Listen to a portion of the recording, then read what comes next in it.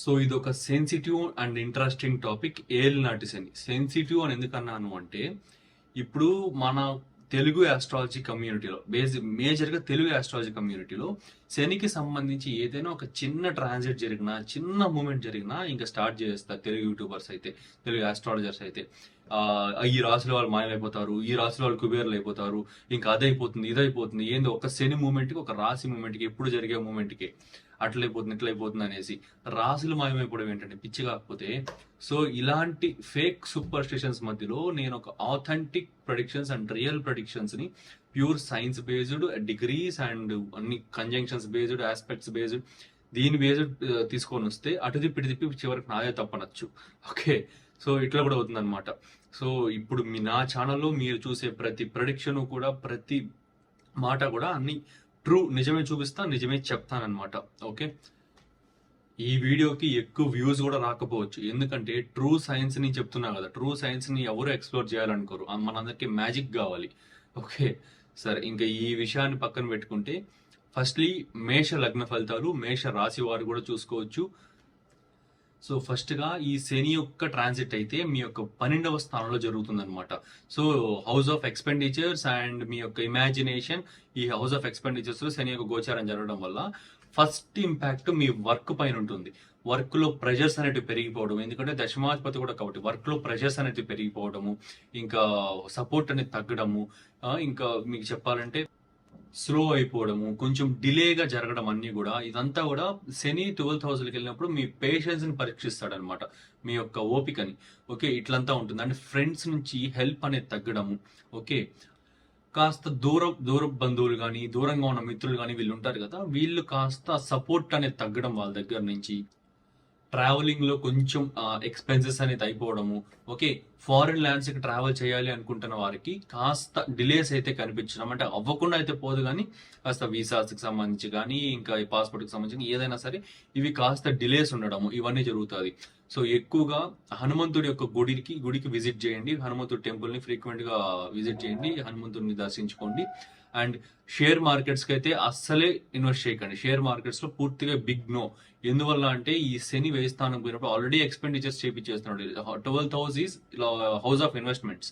Okay, 12th house అనేది investments house కాబట్టి మీ దగ్గర ఉన్న మనీని ఇంకొక దాంట్లో పెట్టి కొన్ని రోజుల పాటు వదలడాన్ని 12th హౌస్ అంటారు. Okay, so 12th house represent చేస్తుంది.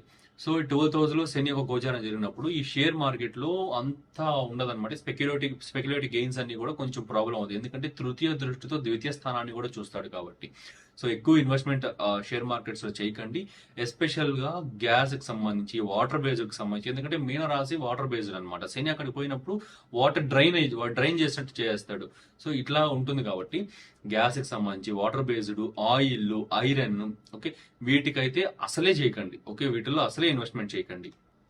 అండ్ చిన్న చిన్న అవమానాలు కూడా ఇవ్వచ్చు అనమాట. కాస్త కేర్ఫుల్ గా ఉండండి. మీ కమ్యూనికేషన్, మీరు మాట్లాడే మాటల విషయంలో కానీ, అవతల వాళ్ళకి మీరు ఇచ్చే రెస్పాన్సెస్ లో కానీ అన్నిట్లో చాలా జాగ్రత్తగా ఉండండి. డిప్లొమాటిక్ గా ఉండడానికి ప్రయత్నించండి. ఓకే, డిప్లొమాటిక్ గా ఎంత దేన్ని యాక్సెప్ట్ చేయకుండా, దేన్ని కాదనకుండా, ఓకే, నో చెప్పక ఎస్ చెప్పక కొంచెం డిప్లొమాటిక్ గా ఉండడానికి ట్రై చేయండి మోస్ట్ ఆఫ్ ద సిచ్యువేషన్స్ లో. ఓకే, సో వాళ్ళకి బాధ పెట్టకూడదు, అట్లానే మీరు బాధపడకూడదు. ఇలాంటి సిచ్యువేషన్ ని క్రియేట్ చేసుకొని మాటలు అన్ని కూడా డిప్లొమాటిక్ గా పెట్టుకోవడానికి ట్రై చేయండి.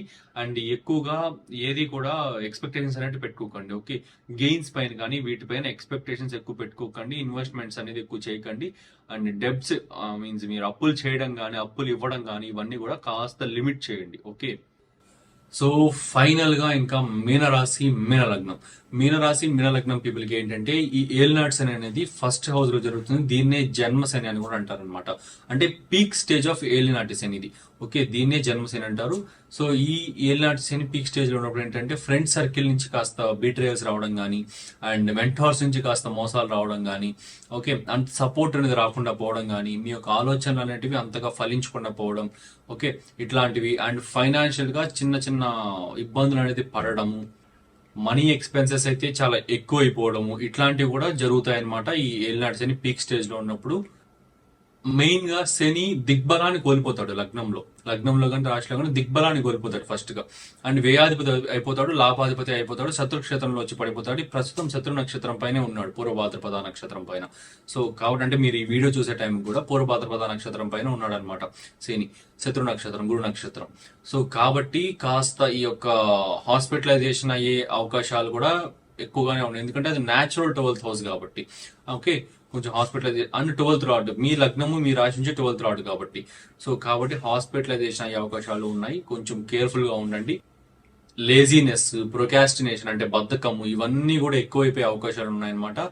ఏ వర్క్ అయినా సరే, ఏదైనా సరే మీరు ఈ పర్టికులర్ టైం పీరియడ్ లో చేసేటివి క్వాంటిటీ పైన కాకుండా క్వాలిటీ పైన టైం ఇన్వెస్ట్ చేయండి. మీ ఆ సాటర్న్ ఎనర్జీని క్వాంటిటీ పైన కాకుండా క్వాలిటీ పైన, ఓకే, వర్క్ లో కూడా ఏదైనా సరే. ఇది మీరు ఈ స్టేట్మెంట్ అనేది మీరు వర్క్ లైఫ్ లో మీరు డైలీ లైఫ్ లో ఇంప్లిమెంట్ చేసినప్పుడు దీని యొక్క రియల్ మీనింగ్ అండ్ ఎసెన్స్ మీకు అర్థమవుతుంది. ట్రై చేయండి.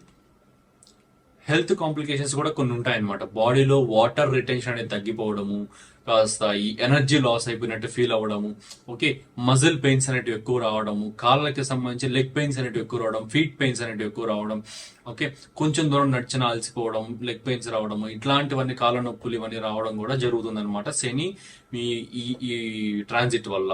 ఓకే, స్ట్రాటజీస్ ని బిల్డ్ చేయండి. ఆ స్ట్రాటజీస్ ని బిల్డ్ చేసిన స్ట్రాటజీస్ ని ఒక్కటికి 10 సార్లు రీచెక్ చేసుకోండి. ఓకే, ఒక్క ఆలోచన వచ్చిందంటే ఏదో గుడ్డిగా చేసేసేయకుండా, ఒక్క ఆలోచన వస్తే దాన్ని 10 సార్లు కాకపోతే 100 సార్లు అయినా సరే దాన్ని రెక్టిఫై చేసుకొని దాన్ని పాజిబుల్ అవుట్కమ్స్, ఆ ప్రాబబిలిటీస్ అన్ని కూడా చాలా వెల్ క్యాలిక్యులేటెడ్ గా చేసుకొని స్ట్రాటజీని మీరు ఇంప్లిమెంట్ చేసుకోండి. డిపెండెన్సీ అనేది ఎక్కువ పెట్టుకోకండి, అంతా కూడా సెటిల్ డౌన్ అయిపోతుంది. ఓకే, అంతా కూడా everything will be good. Okay, so ఈ మీనరాశి మీన లగ్నం వారికి బెస్ట్ రెమెడీ ఏంటంటే, ఈ మీన లగ్నం మీన రాశి అంటే natural 12th house, and me 12th lord ఇక్కడ లగ్నంలోకి రాశిలోకి వచ్చాడు. సో కాబట్టి ఎక్కువగా డొనేషన్స్ అనేది చేయండి టెంపుల్లో కానీ, ఓకే, ఈ హాస్పిటల్స్ లో కానీ, మెడిసిన్ డొనేషన్స్ అని కానీ, ఫుడ్ డొనేషన్స్ అని కానీ, ఏదైనా మీ బడ్జెట్ ఎంతైనా సరే, వేలలో లక్షల్లో పెట్టే చేయాల్సిన అవసరం లేదు. మీ బడ్జెట్ ఎంతైనా సరే కొంచెమైనా చిన్న ఒకరి ఇద్దరికైనా సరే donation, food donation are medicine donation అనేది ఏదైనా సరే చేయండి. ఓకే, బేసిక్ గా 12,000 అంటే టు గివ్ అవే. ఓకే, మన దగ్గర ఉన్నది కొంచెం వదిలేసుకోవడం. ఈ ఈ పర్టికులర్ టైం పీరియడ్ నుంచి మీరు ఒక చిన్న, మీకు ఎట్లా అంటే చిన్న ప్రామిసింగ్ వర్డ్ లాంటివి చేసుకోండి. మీకు ఎంత మనీ వచ్చినా సరే, ఎంత మనీ వస్తే దాంట్లో 1% కానీ 2% కానీ నేను డొనేషన్ కి ఉపయోగిస్తాను. ఓకే, ఇలా ఆలోచన పెట్టుకోండి, ఖచ్చితంగా చేయండి. ఓకే, ఈ శనికి ప్రామిస్ చేసి బ్రేక్ చేశారంటే చాలా కోపం వస్తుంది, చాలా నెగిటివ్ రిజల్ట్స్ ఇచ్చేస్తాడు. సో వన్స్ మీరు ఈ టైం పీరియడ్ లో మీకు మీరే సెల్ఫ్ ప్రామిసింగ్, ఓకే, ఇలాంటివి చేసుకున్నారంటే ఖచ్చితంగా దాన్ని నిలబెట్టుకోండి. ఓకే, అట్లీస్ట్ 2.5 years అని శని మీ లగ్నంలో ఉన్న రోజులైనా సరే చేసుకునే ముందు ఆలోచించి చేసుకోండి.